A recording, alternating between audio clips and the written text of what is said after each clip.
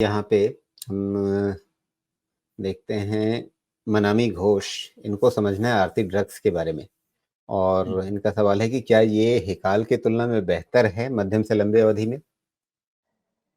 इनका अपना ऑब्जर्वेशन है कि हिकाल भी अपने लंबे अवधि के समर्थन स्तरों के आसपास है, वैसा है क्या?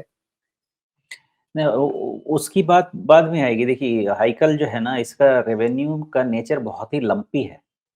तो एक बार में हाइकल क्या है कि चलते समय में या एक बार उठा के रख लिया, पैसा बने नहीं बने बहुत टाइम लग सकता है। और हाइकल एक कंसोलिडेशन करता है, उसके बाद निकलता है और चूँकि इसका रेवेन्यू का रे नेचर लंपी है, इसलिए वो कंसिस्टेंसी थोड़ी-सी इसमें मिसिंग है।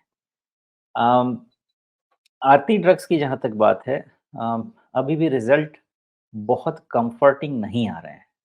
अ, और उसके अगेंस्ट वैल्यूएशन थोड़ा-सा महँगा जा रहा है, आरती ड्रग्स का, मेरे अंदाज़े से। तो मैं नहीं समझता कि यहाँ पे एक इन्वेस्टमेंट ग्रेड, दो मेरा फार्मा पे व्यू जानते हैं कि फार्मा पे मैं पॉजिटिव 2 साल से था। अगले 2 साल से कंसोलिडेशन से जब निकला तब से था और अगले 2 साल तक मैं फार्मा पे पॉजिटिव रहूँगा।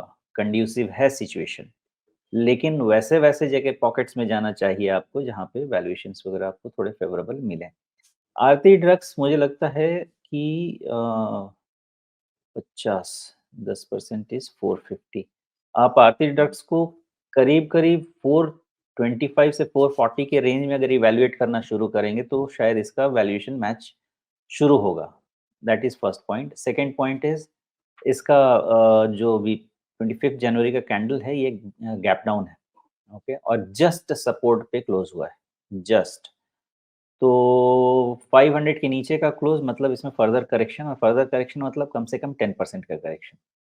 तो उस हिसाब से आप इसको देखेंगे, और जब तक ये फिर से 535 नहीं, रादर आप जब तक ये 550 के ऊपर फिर से क्लोज़ नहीं ले, आरती ड्रग्स में वैल्यूएशन डिस्कम्फर्ट बना रहेगा और मोमेंटम भी नहीं आएगा। तो फिलहाल आप ये समझिए कि आरती ड्रग्स आपके लिए 500 टू 550 का रेंज देता है।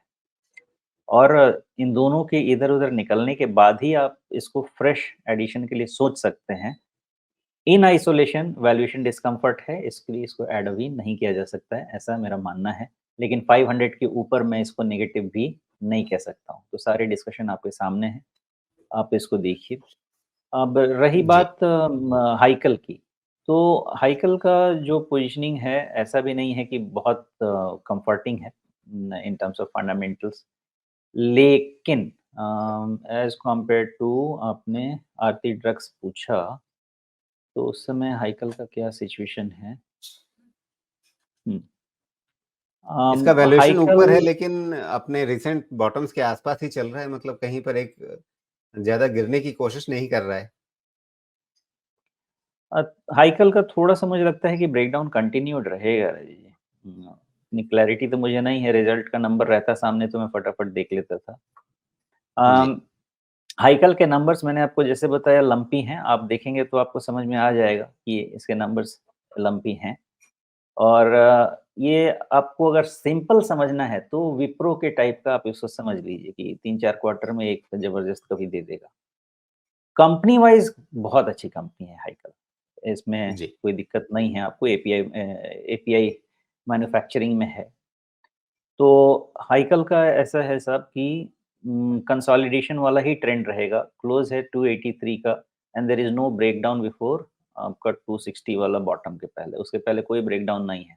And therefore you will get a range of 260 to about 330। यही रेंज में हाइकल रहेगा। Either you need a breakdown or a breakout for further study. जी। 260 से 320-25 के आसपास के जो लेवल्स हैं या 30 तक के लेवल्स हैं, ये अपने आप में बड़ा रेंज है, लेकिन जब आप इसको बड़े लंबे टाइम फ्रेम में देखते हैं, बड़ा लंबा भी क्या 2021 से ही देख लीजिए, तो आपको बहुत ज़्यादा ये उतार-चढ़ाव दिखता है। कहाँ ये लगभग 140 के आसपास, वहाँ से बढ़ के 750 तक और अब जाकर के ये इस रेंज में फँसा है। तो जो मैंने शुरुआत में कहा था कि बहुत एक अ, छोटे दायरे में फँसा है, असल में वो छोटा दायरा उतना छोटा भी नहीं है। नहीं, नहीं, वो मैं तो इसको काफ़ी समय से वॉच करता हूँ इस कंपनी को। हो गया कम से कम 20 साल तो हो गए मुझे वॉच करते हुए। इसमें यही तकलीफ़ है कि बहुत बहुत लॉन्ग कंसोलिडेशन चलता है और उससे बाहर निकलने के लिए इसका जब तक वैल्यूएशन नॉर्मल नहीं होता है, ये नहीं निकलता है। इसका जी, वैल्यूएशन 50% आउट है, तो जी। 50% जिसका वैल्यूएशन आउट है, उसको हो सकता है कि साल भर और यहीं पे लग जाए या फिर एक चमत्कारी रिज़ल्ट लाइए। जी, मतलब वो जो कभी अचानक तूफ़ानी रिज़ल्ट आता है, उस तरह का आ जाए तो फिर से बाज़ार में जोश आ जाए। बिल्कुल। तो घोष बाबू के लिए फिर क्या कहा जाए? मतलब ध्यान देना है तो आरती पे ही ज़्यादा ध्यान दें